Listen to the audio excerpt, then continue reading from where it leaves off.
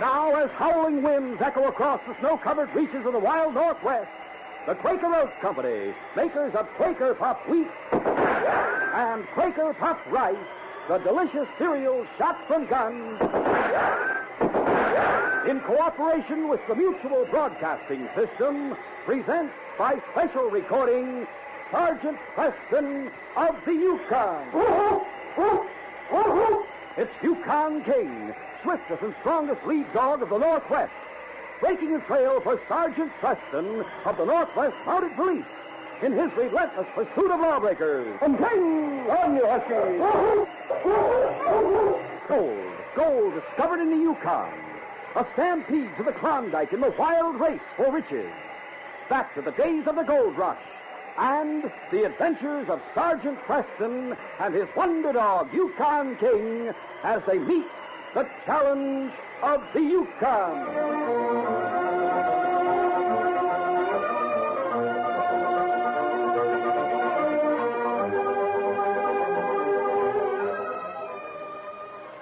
Our adventure will begin in just a moment. As a parent, would you fail your own child? You may be doing just that by ignoring the serious problems that our schools face today. Overcrowding to the point where students must share desks and books, attend only half-day sessions, not enough teachers. With the school population growing by 1 million every year, what will the situation be in 10 years? Realizing that these educational problems must be solved, President Eisenhower has called for a White House conference on education to be held in November. As a citizen, as a parent, it's up to you to join your community's efforts toward better schools. Start today by writing for free information on how to hold a community conference. Write Better Schools, 2 West 45th Street, New York 36, New York. Remember, better schools build better communities. This message is brought to you as a public service.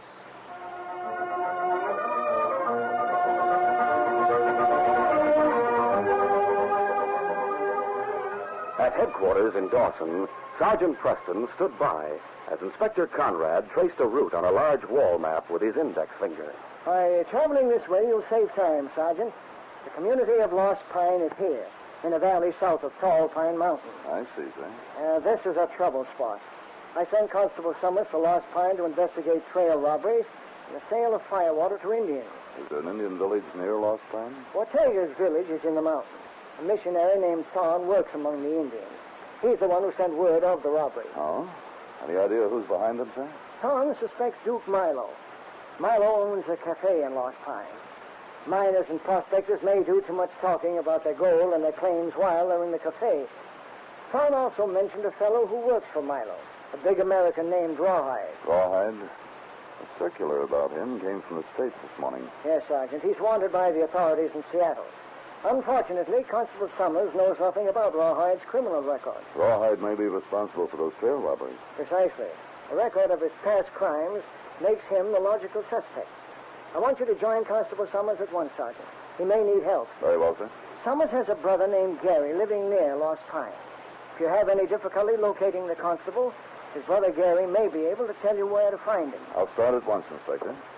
Meanwhile, in the town of Lost Pine, Constable Summers was with his brother Gary in the office behind Duke Milo's cafe. It was a large room. A door in one wall opened to the outside. Rawhide, a huge man whose skin had the tough, tanned appearance of old leather, stood with his back to the opposite wall, leaning against the door leading to the cafe. As Duke Milo listened to Constable Summers, he brushed an imaginary speck of dust from his impeccably tailored coat. Milo, I have proof that you and Rawhide are behind the robberies and killings going on around here. What kind of proof, Constable? The statement of a prospector that Rawhide shot and left for dead after he robbed him. A prospector named Rawhide? That's right. I've already been to Rawhide's cabin where I found this. The pouch of gold stolen from the murdered man. Looks like that puts a noose around Rawhide's neck. Sure does, Gary.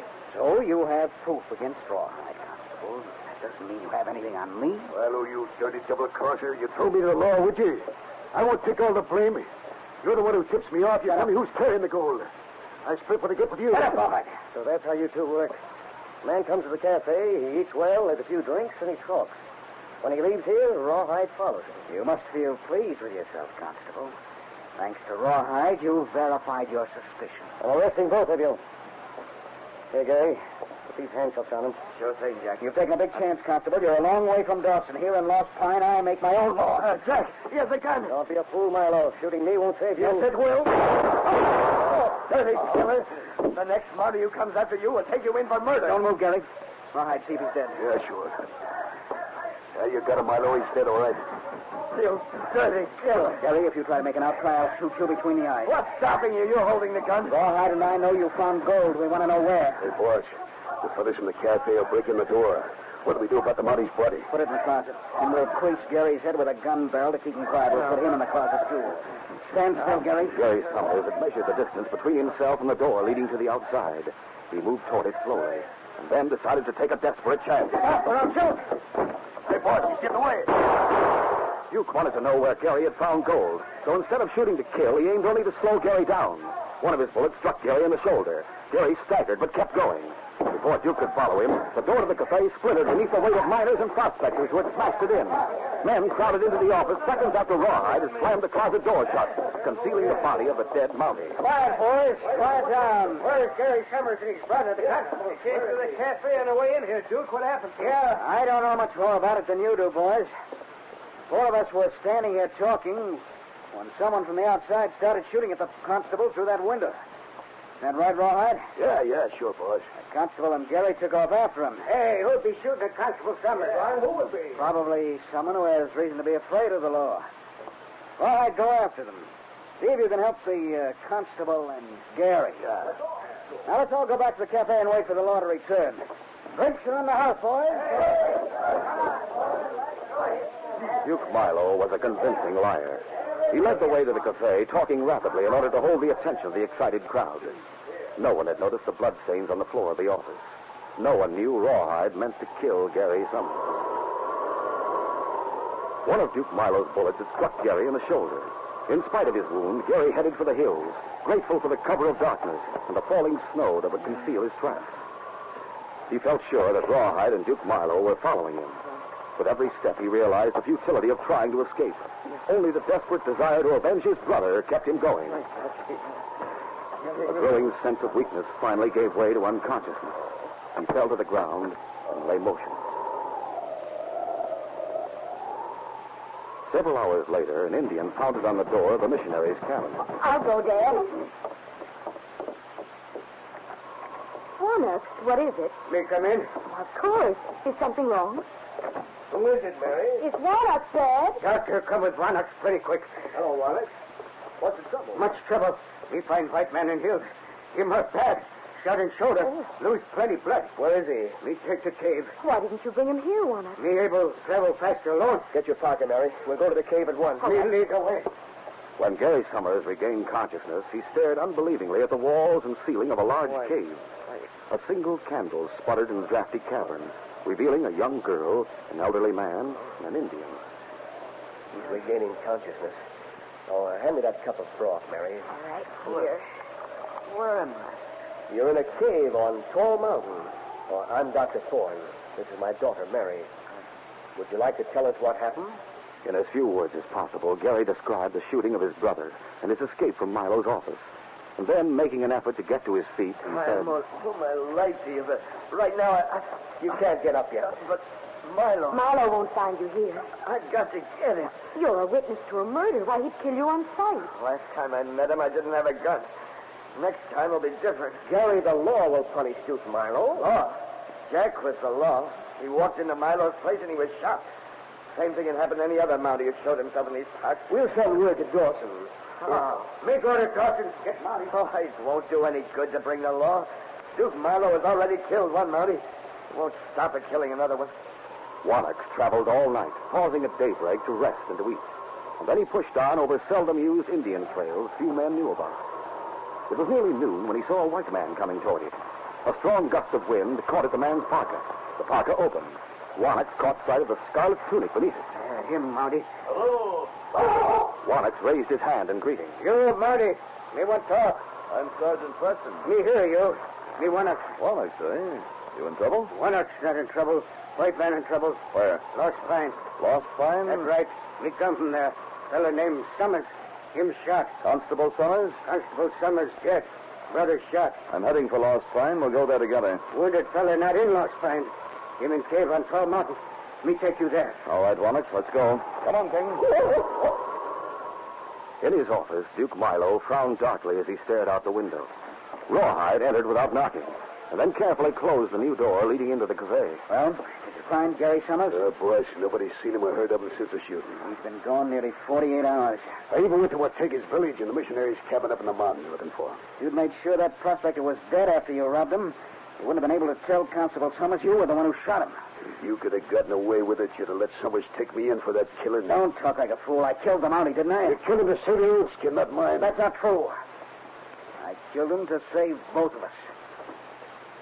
Where'd you bury him? I took him up in the woods, cut a hole in the ice on the stream and shoved him under. Good. Now, if we could just find Gary. He's likely dead. Likely isn't good enough. I want to be sure he's dead. With what he knows, he can hang both of us. Speaking of hanging, Milo, I still think you'd have turned me over to the law. If I wanted to turn you over to the law, I could have gone to the Mounties a long time ago. They knew about your record in Seattle. They'd pin every one of those trail murders on you. If I thought you tipped them off... I haven't. You hadn't better. We're wasting time talking about it. Get going. Where? Keep looking for Gary Summers. I've looked everywhere I can think of. Then start asking questions about him. Stick to the story that you're worried about him. You figure he and his brother need help. When you find him, you know what to do.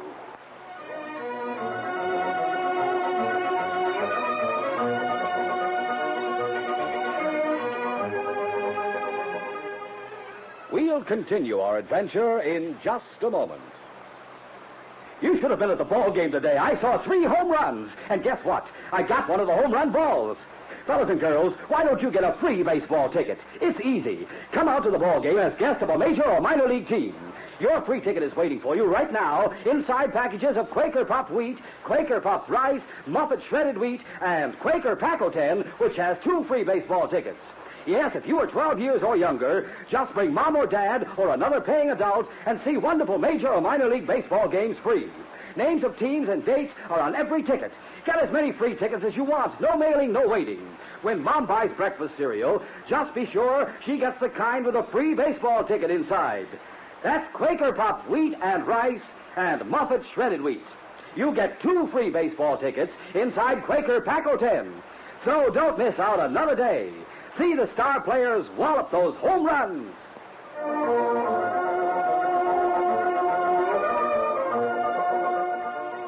Now to continue. Rawhide's inquiries were no more rewarding than his search. When he returned to the cafe that night, he was forced to admit that he had learned nothing. I'll try again tomorrow, boss. He couldn't have just disappeared. We've got to find him. The next morning, Dr. Thorne went to Lost Pine for supplies. He bought what he needed in the trading post and then loaded the purchases on his sled. He was about to start the trip back to the mountain when he saw Rawhide coming from the cafe. As Rawhide walked down the street, a young Indian named Maytack brought his dogs to a halt and hurried after the big man. Dr. Thorne saw the 2 men meet and walk through the gate of the lumberyard. Their guarded and furtive manner aroused his suspicions. Deciding to investigate, he followed them. By taking a position beside a high stack of lumber and firewood, the missionary could hear Rawhide and Maytack talking. He listened to the conversation. You look for a white man named Gary Summers. What about it? Me see him. Where? You give Maytack gold, plenty firewood, and Maytack talk. Summers in your village? You already look in village, in that there. How do I know you're telling the truth? Me see Summers, fella. Him hurt. Him hide so you and Milo not find him. Me follow a girl named Thorne. He go place where a fella hide. Well, where is he? Speak up. You pay Maytack. Maytack tell. All right, all right.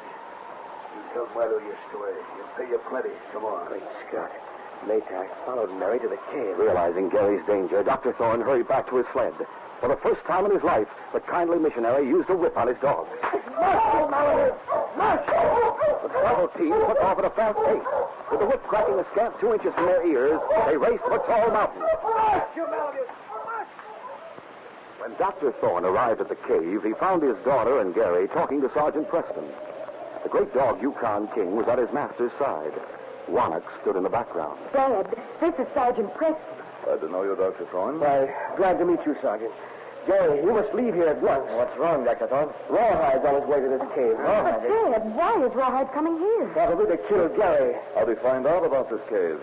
Speaking rapidly, Dr. Thorne told Sergeant Preston how he'd overheard Maytack talking to I Rawhide. knew Maytack was up to no good when I saw him call Rawhide. I didn't know he followed Mary to this cave, and that he'd sold his knowledge to Duke Milo. Maytack's bad Indian. Good or bad, the damage is done now. Dr. Thorne, do you have a gun? Of course not, Sergeant. I've never had need of firearms. Oh? What about you, Gary? I'm not armed either, Sergeant. But if you'll lend me your revolver, I'd like a showdown with Rawhide. I have a score to settle with that yellow skunk and his murdering boss. You can best settle that score by staying alive. As an eyewitness to a murder, your testimony will hang Duke Milo.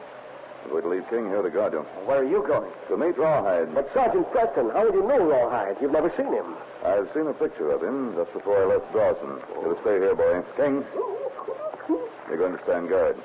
Sorry, fellow, but you may be needed here. He wants to go with you, Sergeant. He understands why I'm leaving him.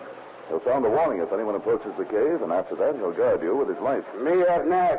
We got him, too. That's fine, Wannock. You and King will work together. Stay with Gary King. Understand? Good boy. Be careful, Sergeant Preston. Yes, Rawhide's dangerous. My fight, Sergeant Preston. Milo killed my brother. And he's going to pay for it, Gary. You stay with King. Sergeant Preston proceeded cautiously until he reached a small clearing. Then he took a position behind a heavy growth of evergreen trees and waited. 5 minutes later, he heard someone approaching the opposite side of the clearing. The Mountie loosened the flap on his holster. As Rawhide stepped into view, Preston called out sharply. That's far enough, Rawhide. Walk to the center of the clearing, but move slowly. All right, guys. Get you have a drop on me. Who are you? Show yourself. Sergeant Preston, Northwest Mounted Police. Police? At the word police, Rawhide made a fast grab for his gun. Preston's hand flashed to his side. Rawhide found himself staring helplessly into the barrel of a heavy revolver. Well, Rawhide, you want to finish that job? How do you know my name? I not only know your name, but I can detail some of the crimes you're wanted for in Seattle. Seattle? Why, that dirty, double-crossing polecat. That lying, no-good, fancy-dressed dude. If he swore red, white, and blue, he would turn me into the Mounties, not beneath his tan. Rawhide's face flushed with sudden fury. Preston listened in surprise to the livid curses the big man mouthed against the partner he thought had betrayed him. Now he figures I know too much. I know he killed a Mountie. He wants to get me out of the way. Milo told that Injun to send me on a wild goose chase, and he tipped you off. Steady, Rawhide. But Rawhide was beyond control. As Preston saw the big man's bloodshot eyes, he knew he faced insane rage that recognized neither fear nor caution. Don't go for your gun, Rawhide. All right, stop it. Preston fired, intending to smash Rawhide's gun. But with animal cunning, the big man anticipated the shot. He dropped to his knees. Preston's shot missed. The same instant, Rawhide fired. As Preston staggered back under the impact of a bullet in the arm, he fired. Rawhide's gun was smashed, but the Mountie had stumbled. He fell. And as he went down, he struck his head on a projecting rock and lay motionless.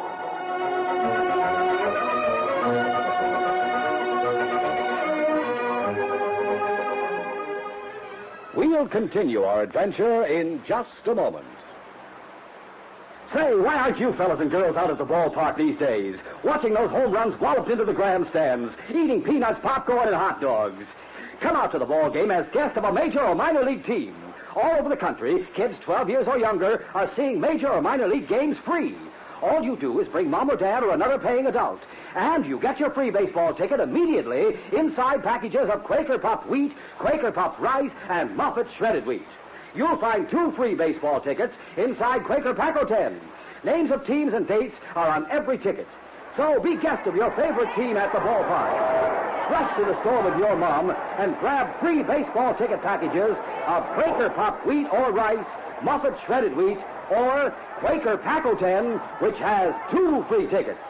The more packages of these delicious Quaker cereals you get, the more free baseball tickets you get.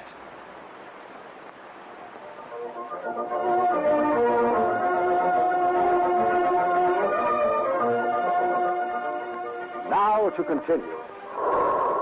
After wounding Sergeant Preston, Rawhide stood for a moment staring at his useless gun. And then, obsessed with a desire for revenge against Milo, he turned and ran for the clearing, leaving Preston unconscious on the ground. Goaded by his mounting rage, Rawhide hurried through the hills. He didn't slacken his pace until he reached Duke Milo's cafe in Lost Pine. He walked to the rear of the long, narrow building and entered Milo's office from the outside. be out here. Find me that door, Rawhide. Rawhide. What's the matter with you? Why are you pulling a knife? After that Monty smashed my gun, I could have used this knife on him, Milo. But I wanted to save it for you. You Preston. You've gone over. I won't do any good to make a play for that sneak gun, Milo. You can't surprise me like you did Summers. Don't turn me into the Monties, will you? Tip them off about me being wanted in Seattle. I didn't tip them off. Lies. He knew all about Seattle. You told him. No. Listen. So what, more lies? Duke Milo was stronger than he looked. With one hand, he gripped Rawhide's wrist, straining to escape the blade of the knife. With the other hand, he reached frantically for the gun concealed beneath his shoulder. The razor-sharp blade sliced through Milo's coat and the leather holster. But at the same time, Duke grabbed the gun. He jerked it free and fired. Rawhide slumped to the floor. Duke made sure Rawhide was dead. Then he holstered his gun. That jughead must have lost his mind. Somehow he figured I'd talk to the Mounties. Someone will come here to investigate those shots. Duke opened the door to the cafe. Good thing the place is empty. Better take a look out back. Opening the door a few inches, Milo looked out. He saw a man running toward him. He's coming here. For a long moment, Duke studied the approaching stranger. The man's parka was open at the throat. Beneath the parka, Duke saw a scarlet tunic. Great Scotty, Mountie. Duke closed the door and reached beneath his coat. He snatched at his gun, but the weapon caught in the holster that had been slashed by Rawhide's knife. Twisting the gun, he pulled it free. Then, holding the barrel firmly, he took a position behind the door and waited. The door opened. Preston stepped into the room. Using his gun as a club, Duke brought it down on Preston's head. Preston's knees buckled and he went down. Now to drag him out of the door. Jamming his gun into the holster, Duke grabbed the Mountie beneath his shoulders.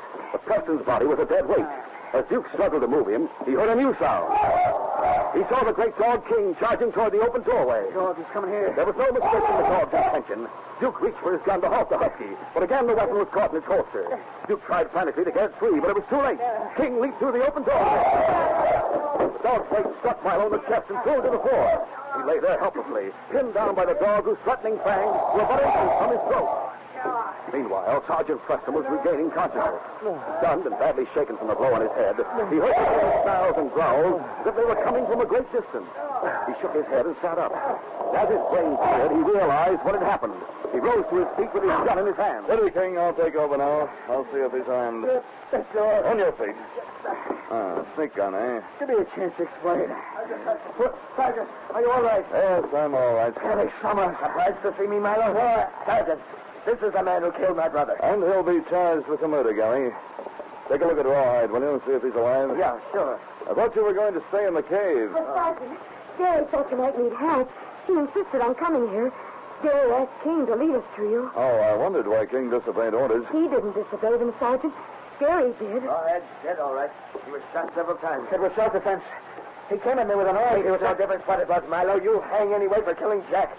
I swore I'd settle that with you myself, but I guess Jack would rather have it this way. Harry, where's your father? Right here, Sergeant Preston.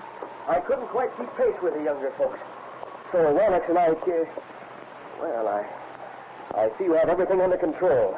But your arm, you've been wounded. We'll put handcuffs on Milo, and then perhaps you'll examine it. Yes, of course. Well, let me put the handcuffs on Milo, Sergeant. Oh, go ahead, Gary. It'll be a pleasure. Sit down in this chair, Sergeant. Now that Milo is handcuffed, I'll look at your arm. All right, Doctor. What's the prisoner, King? I'm watching him, too. I hope he tries to escape. Sergeant, how soon you start for Dawson? As soon as my arm is bandaged, Warnock. Why? Me like go with you. Help guard prisoners. You'll both go with him on it. The King is really all the help Sergeant Preston needs. Him fine dog. Warnock, how about helping me? What me do? Why, help me work my gold claim. Gold claim? Yes. I'm going to give you a share of it. Why do you do that? Because you've done plenty for me. I'd like to do something for you. You'll be a rich man, Warnock. Yeah, maybe get gold enough to build school and village. That's a splendid idea. Is it a deal, Warnock? Yeah, it's a deal. You know, even though we've no proof Milo sold firewater to the Indians, I'm sure that problem is solved now that he's out of circulation and Rawhide is dead. I'll take his body to Dawson, and we'll notify the authorities in Seattle.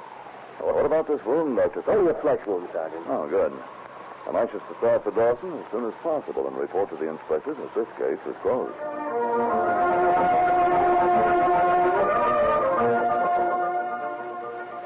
We'll return in just a moment for the word about our next exciting adventure. Young America keeps its musical knowledge up to date by listening to Phonorama Time, starring Johnny Desmond. Every Saturday, Johnny presents a roundup of the platters that are making musical history from coast to coast. In addition, he brings such outstanding big-name guests as Teresa Brewer, the Fontaine Sisters, and Bill Haley's Comet. Guest disc jockeys from every section of the country appear regularly to report to listeners on the top tunes in each of their hometown areas. And interesting teenagers appear on Phonorama Time to bring their viewpoints on what young America is thinking about and talking about in music and other fields as well.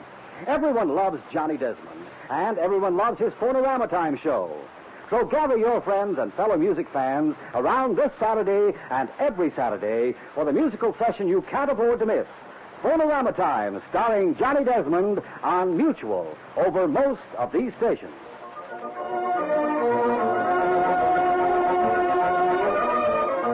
The situation was a tense one for Sergeant Preston as he faced a gun in the hands of one of his own brother officers. Can he escape the bullet that the young constable is determined to send his way? Be sure to hear this next exciting adventure.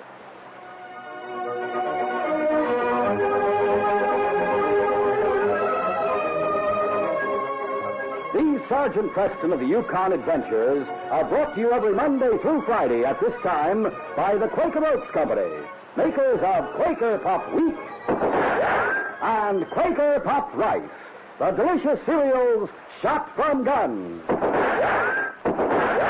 By special recording in cooperation with the Mutual Broadcasting System. They are a copyrighted feature of Sergeant Preston of the Yukon Incorporated. Created by George W. Trendle, produced by Trendle Campbell Muir Incorporated, and directed by Fred Flowerday. The part of Sergeant Preston is played by Paul Sutton.